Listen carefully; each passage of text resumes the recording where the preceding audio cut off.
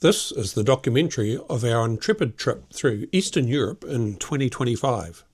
The trip started in Budapest, Hungary, and crossed into Romania and travelled south to Bulgaria, finishing in Istanbul in Turkey.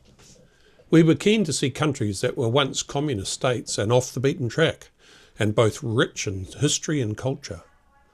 We arrived in Budapest after an early morning departure from Tirana in Albania, where we had just finished another Intrepid trip. We were delighted to discover free transport for over 65s and got a bus into the city centre. It was Wednesday and our trip didn't start until our group meeting on Saturday night. That gave us a full 3 days to explore Budapest. After settling into our hotel, we took a late afternoon stroll across the Danube.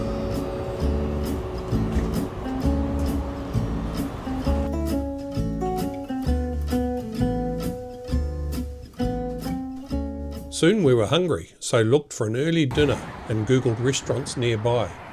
I found a highly rated one and were kindly guided inside by the friendly staff, little knowing that we had chosen one of the top 5 restaurants in Budapest. Well, we could see from the menu that this was not ordinary. How to make the best of it? I ordered roast chicken and Maya a pasta dish. Wow! We economised with only a glass of wine each and no dessert. Fabulous food. We bypassed the hotel breakfast to find a great cafe down the street, which served fabulous muesli and Hungarian omelettes. Then off to St. Stephen's Basilica, where we climbed up outside the cupola for great views of the city.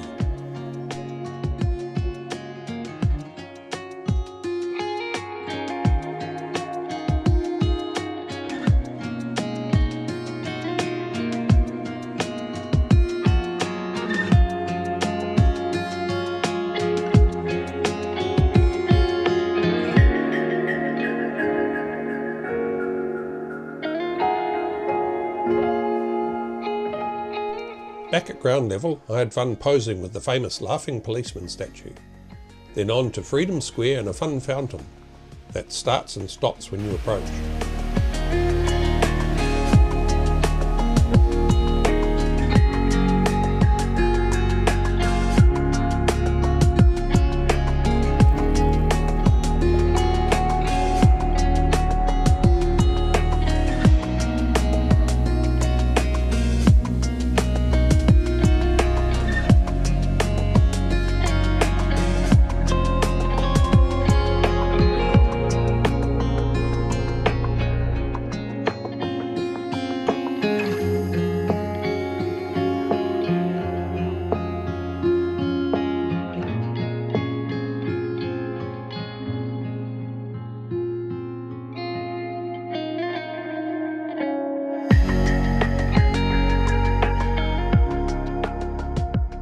In the afternoon, we headed for a ruin bar.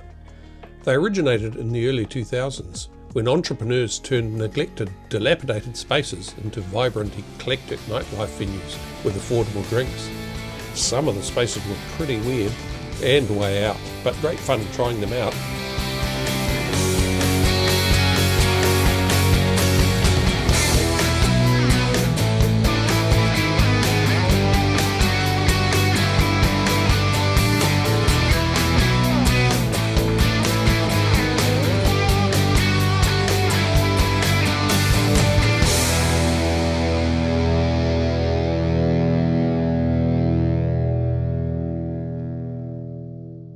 The next morning, we were venturing over the river to the Buda side of Budapest. We took the funicular up the hill,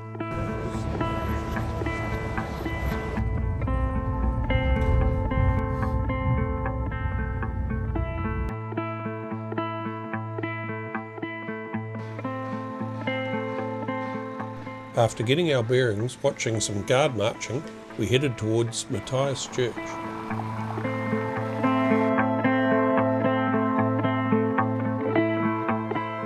In Salzburg zu St. Peter, da fließet der köstlichste Wein.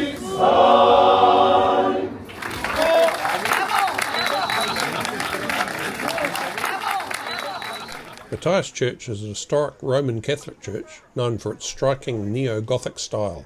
ornate interior and vibrant Zeleny tiled roof. It was a coronation church for Hungarian kings and also a mosque during the Ottoman occupation.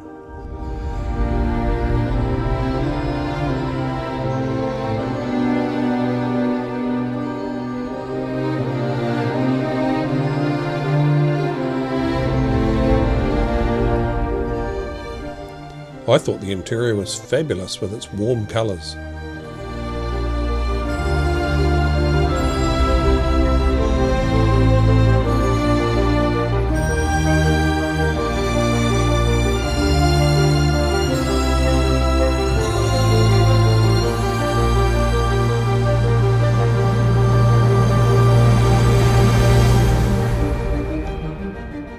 After a thirst-quenching beer, we took in the great views from outside Buda Castle, enjoying the relaxed atmosphere.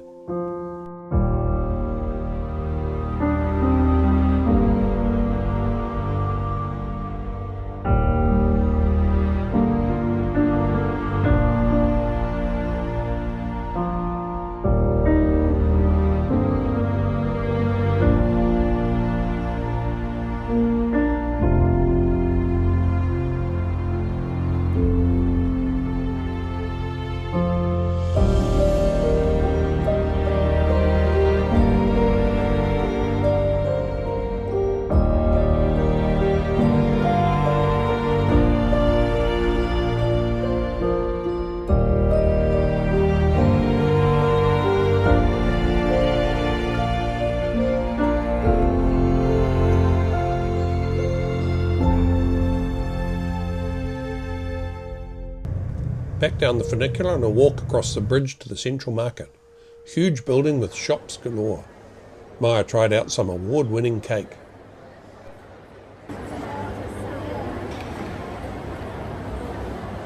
We took the metro back to the hotel to dress up for our river dinner cruise. Meeting instructions were good, so we boarded on time to enjoy a wonderful evening cruise.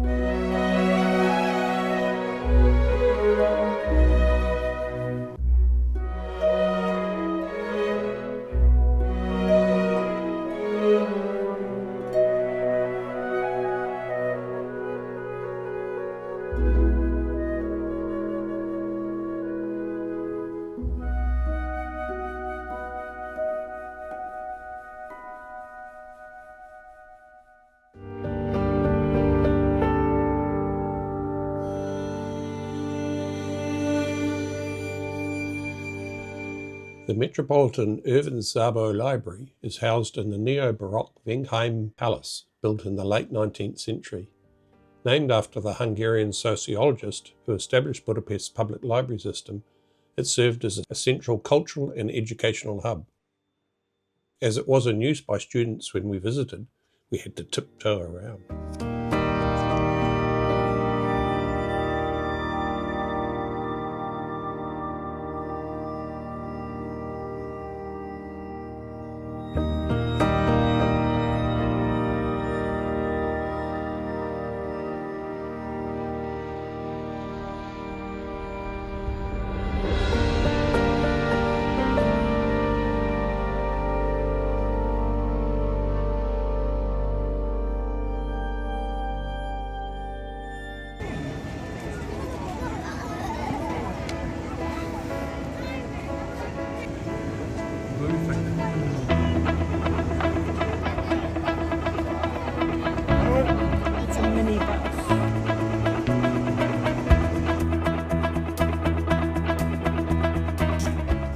After enjoying the Metropolitan Irvin Szabo Library and an unexpected market day, we headed back to the meeting with our tour leader at our hotel. Very exciting to be starting another trip. We headed to a local restaurant for a fabulous meal to get to know our fellow travellers.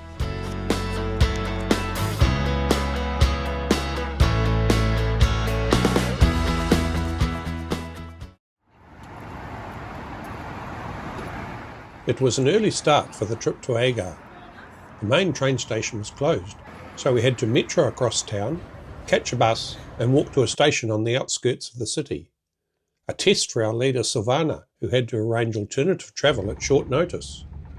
The trains in Hungary were modern and comfortable, and soon we were in Agar, where we taxied to our minaret hotel. Agar is an historic city in northern Hungary, known for its Baroque architecture, famous castle and world-renowned wine, especially the red bull's blood.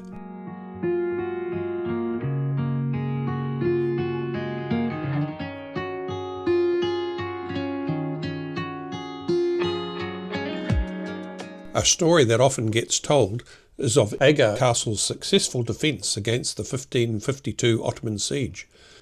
We got great views of the castle from the top of the observatory at the Science Centre, which is also home to the Lyceum's camera obscura, the oldest functioning one in the world. Installed in 1776, this optical device projects a 360-degree panoramic view of the city onto a table inside a darkened room. It was pretty cool, and the quality was surprisingly good. In the early evening, we set off for a good walk to a wine tasting.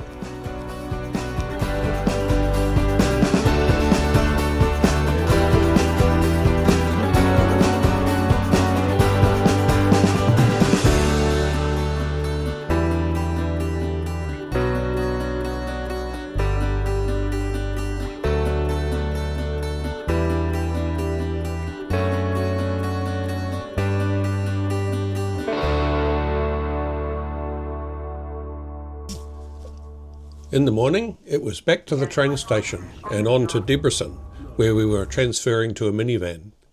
We had a short time in the main street of Debrecen to have lunch and wander about.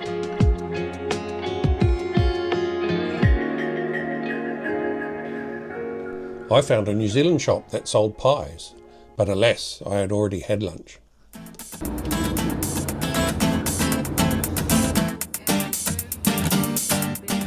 On the road, and we crossed the border into Romania without issue. Between modern means of transport, we passed a few horse and carts and an occasional tractor. We were headed to Vadoice in the Maramureș region in the north, and our journey took us along the border with Ukraine.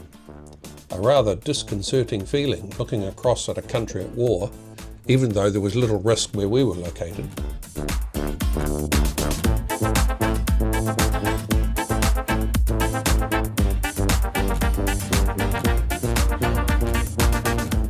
We finally arrived at a wonderful homestay, hosted by a warm and friendly Ramona. Time to relax, enjoy the village view, and a wonderful home-cooked meal.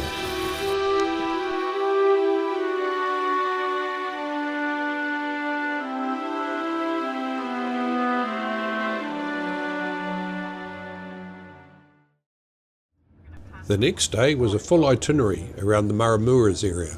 We had a local guide, Victor, a large Romanian man as big as me, and he could spin a good yarn as well. First stop was Basana Monastery, complex of wooden buildings known for its traditional architecture, serene atmosphere and beautiful gardens. Located in rolling countryside, it is certainly a beautiful and peaceful place. We had plenty of time in the museum and beautiful paintings and old manuscripts. The church itself is a more recent construction, but still in timber with beautiful decorations.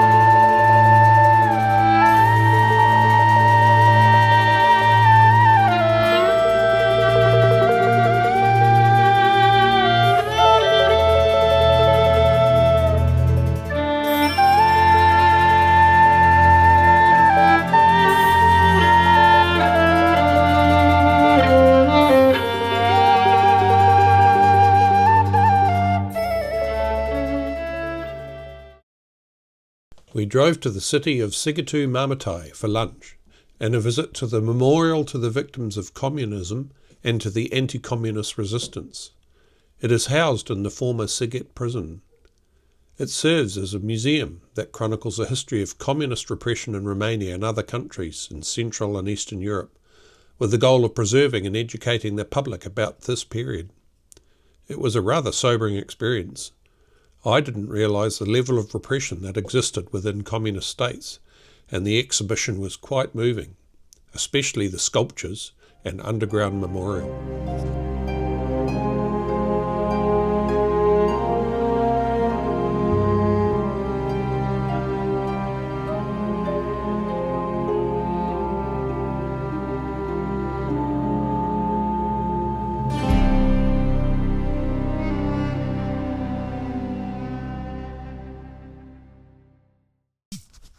To lighten the mood, we visited the Mary Cemetery in Sapanta. It's known for its brightly coloured crosses depicting the lives and deaths of the deceased. The tradition, started in 1935, features vibrant Sapanta blue backgrounds, symbolic colours and witty poems that humorously celebrate life rather than mourning death. This unique approach reflects a belief, possibly from Dacian culture, that death is a passage to a new life.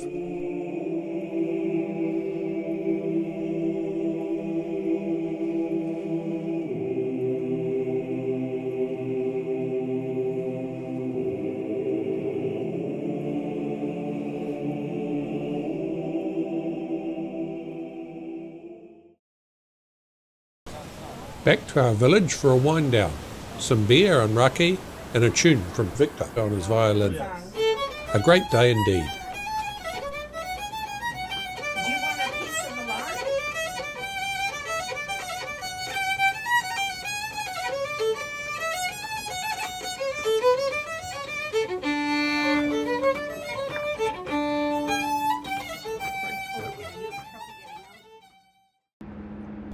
A foggy start for our trip to Sighișoara, which is a medieval fortified town in Romania's Transylvania region, known for its well-preserved historic centre and fairy tale-like atmosphere.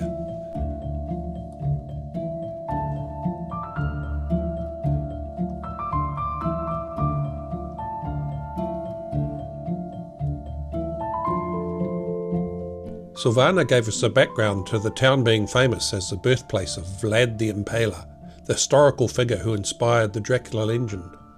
No spoilers here, you'll have to visit yourself.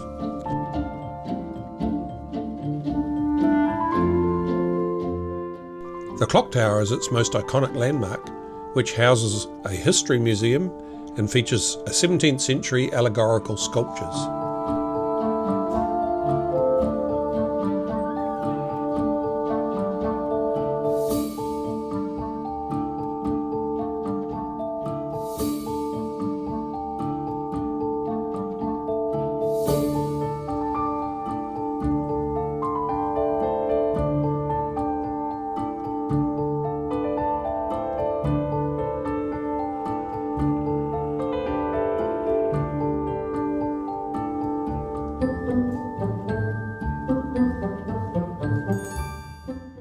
We loved the covered stairway and the church and the graveyard on the hill.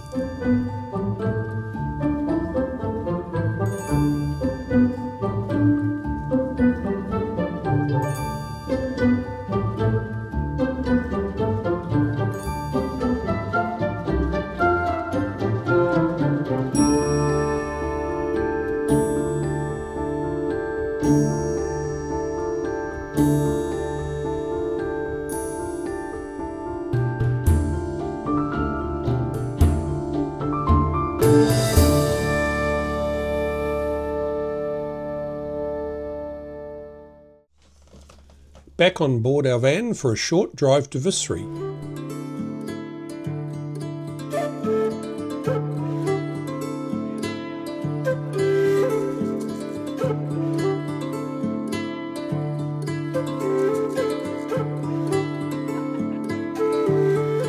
We got a feeling for the rural pace of life with a herd of sheep crossing the road.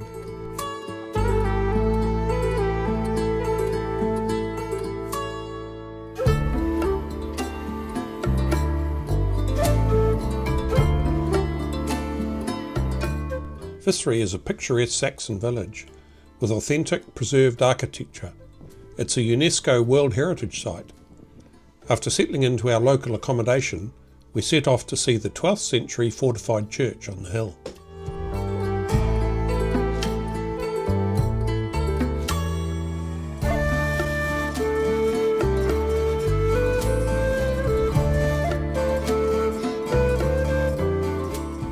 It's a remarkably well preserved and great example of Transylvanian Saxon defensive building.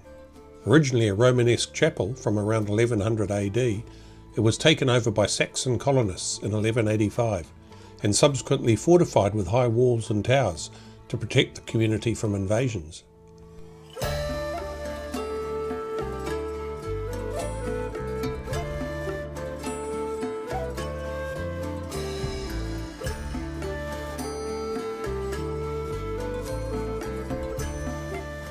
Now, no, real blacksmiths go. 2 times. Incredible. No ja Visaja rata casta. Does it look like that one? This is the one. The village is committed to preserving traditions from farming practices to handicrafts. We got a great example of the cows returning home by themselves to a safe lock-up at night. Of all the improbable things, King Charles once bought a house here.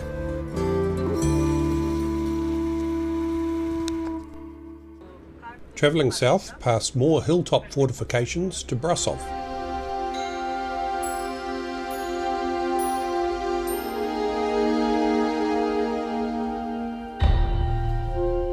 Our first stop was Bran Castle, just to the north. It had got decidedly cold, so we were all in jackets as we entered the castle. Bran Castle is a famous 14th century fortress in Transylvania, Romania, known globally as Dracula's Castle due to its resemblance to the castle in Bram Stoker's novel. Perched on a steep cliff, it historically served as a crucial defensive post and customs point between Transylvania and Wallachia. While the castle is associated with the fictional Count Dracula, its connection to the historical figure Vlad the Impaler is minimal. He was likely imprisoned there only briefly. In the 1920s it became a beloved royal residence for Romania's Queen Marie. Today it's a national landmark and museum. It was all very well set up with great period furniture and costumes, as well as the obligatory Dracula tone.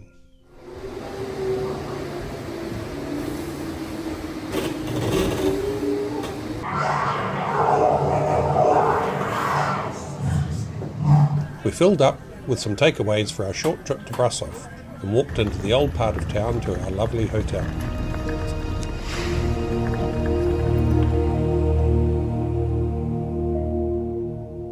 Brasov is famous as a well-preserved medieval old town.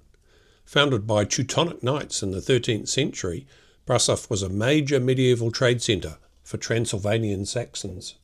It was fortified with defensive walls and bastions, some of which are still visible. Over centuries, it saw rule by various empires before becoming part of Romania, later being briefly renamed Stalin City under communist rule. A famous landmark is the Gothic Black Church. The city centre had a great feel, and after a walk, we decided to treat ourselves to lunch at Seoul Restaurant. Wow, it was spectacular, a real treat indeed.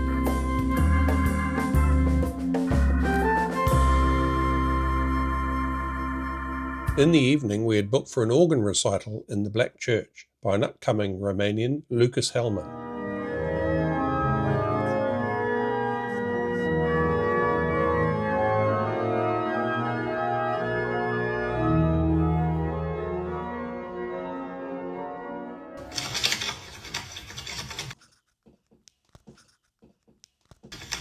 After, it was mulled wine and cards before a late dinner. In the morning, we headed for the train station to travel to Bucharest. The station looked like it was from the Soviet era, particularly the underground connecting tunnels.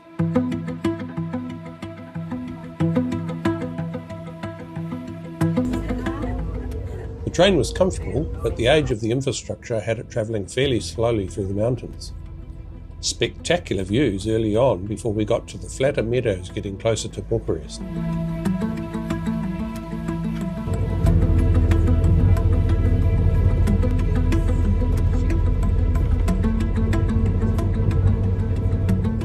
On arrival, we had a short walk past some dilapidated buildings to our Continental Hotel. After check-in, we caught the metro right outside into the old part of the city for a walking tour with our local guide Anna.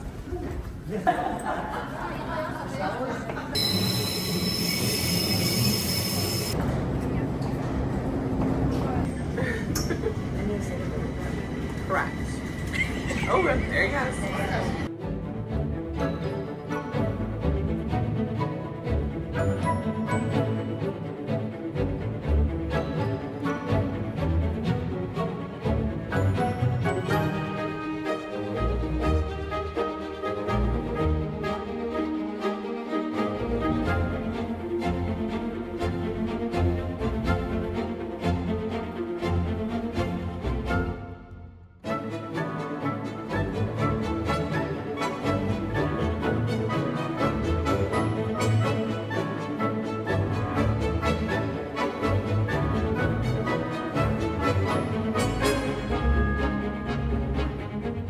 There were hotly contested elections underway in neighbouring Moldova, so there was some press about government buildings, waiting to get reactions in Hungary when the result was announced.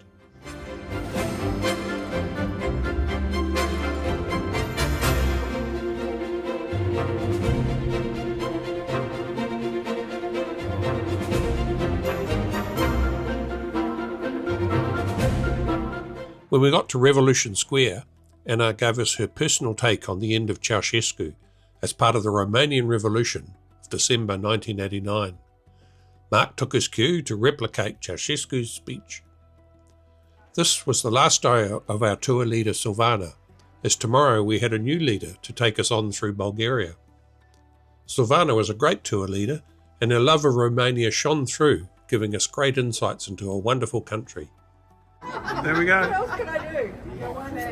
You got the small half of this one. And the verdict is? It's good. Oh, delicious.